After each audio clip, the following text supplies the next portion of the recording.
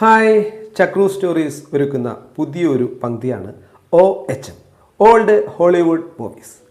പുതിയ തലമുറയ്ക്കായി old Hollywood movies പരിചയപ്പെടുത്തുകയാണ് ഇതിൻ്റെ ലക്ഷ്യം. അപ്പോൾ 1980 മുതലുള്ള ചിത്രങ്ങളാണ് ഞാനിവിടെ പരിചയപ്പെടുത്തുന്നത്. 1980 ഫെബ്രുവരി 9 പുറത്തിറങ്ങിയ ദ യങ് മാസ്റ്റർ എന്ന ജാക്കി ചാൻ ചിത്രമാണ് നിങ്ങളുടെ മുന്നിലേക്ക് ഞാൻ ആദ്യം എത്തിക്കുന്നത്. പണ്ട് നമ്മൾ സിനിമയൊക്കെ കാണുമ്പോൾ VCP അതുപോലെ അല്ലെങ്കിൽ TV വിയിലൊക്കെ വരുന്ന സിനിമകളൊക്കെ കാണുമ്പോഴത്തേക്ക് എൻ്റെ കൂട്ടുകാർ ഇംഗ്ലീഷ് സിനിമ കാണാൻ വിളിക്കുമ്പോഴത്തേക്ക് വളരെ എന്ത് കുന്തമാണ് ഇംഗ്ലീഷ് സിനിമ കണ്ടിട്ട് മനസ്സിലാവുന്നതെന്ന് നമ്മൾ ചോദിച്ചിട്ടുണ്ട്. പക്ഷേ ഈ ജാക്കി ചാൻ പടം കാണാൻ വിളിച്ചപ്പോൾ ഇതേ ചോദ്യം തന്നെയാണ് അവരോട് ചോദിച്ചത്. എങ്കിലും വെറുതെ ചുമ്മാ ഇരിക്കല്ലേ, മനസ്സില്ലാ മനസ്സോടെ പോയി. അന്ന് ഒരുപാട് ചാനലുകളൊന്നും ഇല്ലല്ലോ, അതുകൊണ്ട് പോയിരുന്ന് കാണാമെന്ന് വെച്ചു. പക്ഷെ കണ്ട മാത്രമേ ഉണ്ടല്ലോ, പുള്ളിയുടെ ഫാനായിട്ട് മാറിപ്പോയി. മാർഷ്യൽ ആർട്സിൻ്റെ അങ്ങേയറ്റം, അതുപോലെ തന്നെ കോമഡി, സൂപ്പർ ഫൈറ്റ്, പിന്നെ എന്ന് വേണ്ട പുള്ളിയുടെ നിഷ്കളങ്കമായ മുഖം, കുസൃതി, പിന്നെ എൻ്റെ പൊന്നോ ഒരു ഭയങ്കര ഒരു പ്രത്യേക ഒരു ഇഷ്ടമാണ്. ആദ്യമായിട്ട് ഞാൻ കണ്ട ജാക്കി ചാൻ്റെ ആദ്യമായിട്ട് കണ്ട സിനിമ എന്ന് പറയുന്നത് ആർമർ ഓഫ് ഗോഡ് എന്ന് പറയുന്ന സിനിമയാണ്. സത്യം പറഞ്ഞാൽ വല്ലാതൊരു ഫാനാക്കി മാറ്റി കളഞ്ഞു.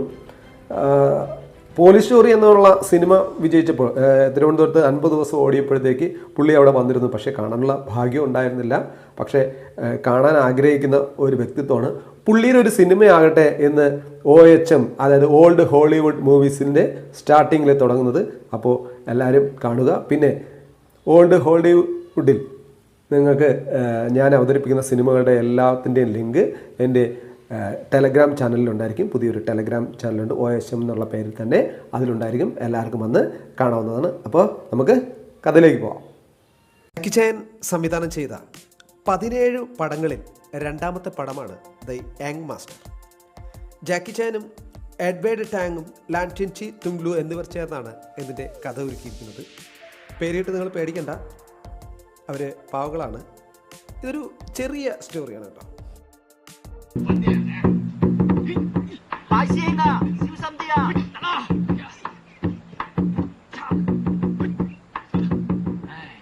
ഈ പടം പ്രൊഡ്യൂസ് ചെയ്തിരിക്കുന്നത് റേമണ്ട് ചോയും ലിയാൻഡോ ഹോയും ആണ്. നമ്മൾ ഈ പടം കാണുമ്പോൾ തന്നെ അറിയാം, നമ്മൾ ഹോ വെച്ച് പോവും. അത്രയ്ക്കും മനോഹരമായൊരു മൂവിയാണ്. നല്ല ആക്ഷനും അതുപോലെ തന്നെ കോമഡിയും ത്രില്ലിംഗ് ആയിട്ടുള്ളതാണ്. പിന്നെ വേണമെങ്കിൽ നമുക്ക് ഇതിൻ്റെ സ്റ്റാറിങ്, സിനിമാറ്റോഗ്രാഫി, എഡിറ്റ്, മ്യൂസിക്, അങ്ങനെ എല്ലാവരും പേര് വേണമെങ്കിൽ നമുക്ക് പറയാം. പക്ഷേ എന്തിന്, നമുക്ക് നേരെ പ്ലോട്ടിലേക്ക് പോകാം, കഥയിലേക്ക് പോകാം. ഡ്രാഗൺ, അതായത് ജാക്കി ചാനും സഹോദര തുല്യനായ ടൈഗറും പഠിക്കുന്ന ഒരു സ്കൂള്, അവർ ഒരു ലയൺ ഡാൻസ് മത്സരത്തിൽ പങ്കെടുക്കുകയാണ്. അപ്പോൾ എതിരാളികളായ ഒരു സ്കൂളുമായിട്ട് അവരുടെ മത്സരാർത്ഥികളൊക്കെ വന്നിട്ടുണ്ട്. ജാക്കി ചാൻ്റെ മാസ്റ്റർ അദ്ദേഹം വളരെ നല്ലവനും, അതായത് അദ്ദേഹത്തിൻ്റെ സ്വഭാവം എന്ന് പറഞ്ഞാൽ ഈ അനാഥരായ കുട്ടികൾക്കാണ് അദ്ദേഹം ആയോധന കല പഠിപ്പിക്കുന്നതും അവർക്ക് എല്ലാ സൗകര്യങ്ങളും ചെയ്തു കൊടുക്കുന്നുണ്ടെങ്കിലും സാമ്പത്തികമായി വളരെ പിന്നോക്കം നിൽക്കുന്ന ഒരു സ്കൂളായിരുന്നു. നല്ല നിലയിൽ തുടരാൻ വേണ്ടിയിട്ട് ഈ മത്സരത്തിൽ സമ്മാനത്തുക നേടേണ്ടതുണ്ട്. പക്ഷേ അവരുടെ സ്റ്റാർ പെർഫോമറായ ജാക്കി ചാൻ്റെ ചേട്ടന് ഏണിൽ നിന്ന് വീണ് കാലൊരു പരുക്ക് പറ്റുന്നു. അതുകൊണ്ട് തന്നെ അദ്ദേഹത്തിന് പങ്കെടുക്കാൻ പറ്റുന്നില്ല. ആയതിനാൽ ജാക്കി ചാൻ വിട്ടുകൊടുക്കുമോ, മാസ്റ്ററും ചേർന്ന് ജാക്കി ചാൻ പങ്കെടുക്കാമെന്നുള്ള ഒരു തീരുമാനത്തിൽ എത്തിച്ചേരുന്നു. മത്സരത്തിൽ എതിരാളികളായ സ്കൂൾ വിജയിക്കുന്നു. ഇന്നത്തെ പോലെ നടനൊന്നിനും തോൽക്കാത്തവനല്ലാത്തത് കൊണ്ട്, അതും കഥയ്ക്ക് ആവശ്യമായതുകൊണ്ട് ജാക്കി ചാൻ തോറ്റു കൊടുക്കുന്നു. ഇന്നാണെങ്കിൽ ചിലപ്പോൾ ഇന്നത്തെ നമ്മുടെ നടന്മാരൊക്കെ ആണെങ്കിൽ ഒരുപക്ഷെ ജയിക്കത്തേ ഉള്ളൂ. പക്ഷേ ടൈഗറിൻ്റെ വഞ്ചനയെക്കുറിച്ചുള്ള സത്യം എല്ലാവരും അറിയും. ടൈഗറിനെ അങ്ങനെ മാസ്റ്റർ പുറത്താക്കുന്നു.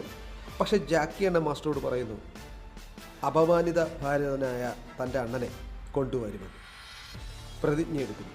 എൻ്റെ ഹോങ്കോങ് കാവിലെ അമ്മയാണ് സത്യം എന്ന് പറഞ്ഞിട്ട് പുള്ളി യാത്ര തുടങ്ങി. അപ്പോൾ നമ്മുടെ ടൈഗർ, അതായത് ജാക്കി ചാൻ, തൻ്റെ ദൗത്യത്തിലേക്ക് പുറപ്പെടുന്നു. പക്ഷേ വഴിയിൽ ഒരു പോലീസ് മേധാവിയും അവരുടെ മകനും മകളും ചേർന്ന് ദ വൈറ്റ് ഫാൻ എന്നറിയപ്പെടുന്ന കുറ്റവാളി എന്ന് വിചാരിച്ച് ജാക്കി ചാനെ തെറ്റിദ്ധരിക്കപ്പെടുന്നു. അച്ഛനും മക്കളും കൂടെ ഇറങ്ങിയൊക്കെയാണ് അണ്ണനെ പിടിക്കാൻ. പക്ഷേ ജാക്കി എണ്ണം വിടുമോ? അണ്ണൻ്റെ പാസത്തിൽ നൊന്തിരിക്കുകയില്ലേ. അപ്പോഴാണ് വേറൊരു സ്ഥലത്ത് കം എന്നറിയപ്പെടുന്ന അപകടകാരിയായ കുറ്റവാളിയെ നമ്മുടെ ജാക്കിയുടെ അണ്ണൻ പിടിച്ചു കൊടുക്കും. പക്ഷേ ഒരു ബാങ്ക് കവർച്ചയുടെ പേരിൽ ടൈഗർ അണ്ണനെ അവരെന്ത് ചെയ്യുന്നു, കൊടുക്കുന്നു. തൻ്റെ സഹോദരനെ അറസ്റ്റ് ചെയ്ത് തടയാൻ കാമിനെ പിടിച്ചു കൊടുക്കാമെന്ന് ഡ്രാഗൺ വീണ്ടും പറയുന്നു. വീണ്ടും പുള്ളി സത്യം ചെയ്യുന്നു, എൻ്റെ ചൈനീസ് മുത്തശ്ശിയാണ് സത്യം, ഞാൻ കാമിനെ പിടിച്ച് കൊടുത്തിട്ട് ഈ പടി ഞാൻ കയറും എന്ന് ശപഥം ചെയ്ത് വീണ്ടും പുറപ്പെടുന്നു. അതിനുശേഷമാണ് നമ്മൾ കാണേണ്ട ഇമ്പോർട്ടൻ്റ് ആയിട്ടുള്ള മെയിൻ സ്റ്റണ്ടുകളെല്ലാം. കാമും ഡ്രാഗണും, അതായത് നമ്മുടെ ഈ സിനിമയുടെ മെയിൻ വില്ലനും ഡ്രാഗണും തമ്മിലുള്ള ഒരു ഉഗ്രവും ക്രൂരവുമായിട്ടുള്ള ഒരു പോരാട്ടത്തോടെയാണ് യങ് മാസ്റ്റർ അവസാനിക്കുന്നത്. ഈ ജാക്കി ചാൻ്റെ സിനിമകളിലൊക്കെ നമ്മൾ കാണുമ്പോൾ നമുക്ക് ശ്രദ്ധിക്കുന്ന ഒരു കാര്യമുണ്ട്. അതിലെ വില്ലൻ എന്ന് പറഞ്ഞു കഴിഞ്ഞാൽ അത്ര കനവതൊന്നും കാണില്ല, ഒരുമാതിരി പറഞ്ഞ കരുവാട് ചുട്ടിട്ടാൽ തിന്നാൻ പോലും ആവുന്നില്ല. പക്ഷേ അവൻ്റെയൊക്കെ അടിയുണ്ടല്ലേ, സഹിക്കില്ല എൻ്റെ പൊന്നമ്മോ. എന്തായാലും അവനുമായിട്ട് നല്ല ഒരു സ്റ്റണ്ട് ഇത് ജാക്കി ചാനെ ഊപ്പാട് വരുത്തിയാണ് അവൻ പെടുന്നത്. എന്തായാലും സംവിധാനമായിട്ട് രണ്ട് കൊടുക്കാനും പറ്റി ആ വില്ലന്. അപ്പോൾ ഈ സ്റ്റണ്ടിൽ ഡ്രാഗന് കാര്യമായിട്ട് നാശനഷ്ടം സംഭവിക്കും, നല്ലവണ്ണം കിട്ടുന്നുണ്ട്. ഈ സംഘടനത്തിൽ മാർഷ്യൽ ആർട്സ് മാത്രമല്ല, കോമഡിയും സഹനശക്തി, പോരാട്ട വീര്യം, ഒരുത്തൻ ജയിക്കണമെന്ന് കച്ചകെട്ടി ഇറങ്ങിയ അവനെ തോൽപ്പിക്കാൻ കഴിയില്ല എന്നൊരു സത്യവും നമ്മൾ സത്യം പറഞ്ഞാൽ തിരിച്ചു നേടാൻ പറ്റാത്തതായി ഒന്നുമില്ല. പക്ഷേ അതിനുവേണ്ടി കഠിനാധ്വാനവും പരിശ്രമവും വേണമെന്ന് ദ യങ് മാസ്റ്റർ നമ്മോട് പറയാതെ പറഞ്ഞു വെക്കുന്നുണ്ട്. ഒരുപാട് അടിവാങ്ങിയ ശേഷം ഡ്രാഗൺ കാമിനെ അവസാനം പരാജയപ്പെടുത്തുന്നു. കോമഡി രംഗങ്ങളും മാർഷ്യൽ ആർട്സുകളും കൊതി തീരെ കാണാവുന്ന ഒരു ചിത്രമാണ് നമ്മുടെ ദി യങ് മാസ്റ്റർ. എല്ലാ സിനിമകളും തീർന്നെന്ന് വരുമ്പോഴത്തേക്ക് ആൾക്കാർ തിയേറ്ററിൽ നിന്ന് ഇറങ്ങി പോകുന്ന ഒരു ഇതുണ്ട്.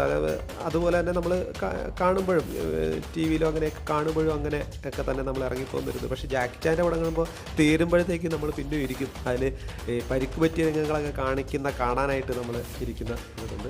പക്ഷേ ഇതിൽ അധികം കാണിക്കില്ല, അത് കാരണം ആ ട്രെൻഡ് വന്നിട്ടില്ല. അപ്പോൾ അവസാനം കാത്തിരിക്കേണ്ട. അപ്പോൾ ഈ സിനിമ കാണാൻ താല്പര്യമുള്ളവരാണെങ്കിൽ എൻ്റെ ഡിസ്ക്രിപ്ഷൻ ബോക്സിൽ ടെലിഗ്രാമിൻ്റെ ലിങ്ക് ഞാൻ കൊടുത്തിട്ടുണ്ട്, അത് ചെയ്ത് നിങ്ങൾ കാണാം. അപ്പോൾ പുതിയൊരു ചിത്രവുമായി, അല്ല വളരെ പഴയൊരു ചിത്രവുമായി വീണ്ടും കാണുന്നവരെ നമുക്ക്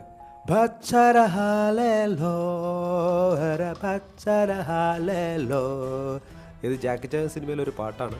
നിങ്ങൾക്ക് അറിയാമെങ്കിൽ ഒന്ന് കമൻറ്റ് ചെയ്തു.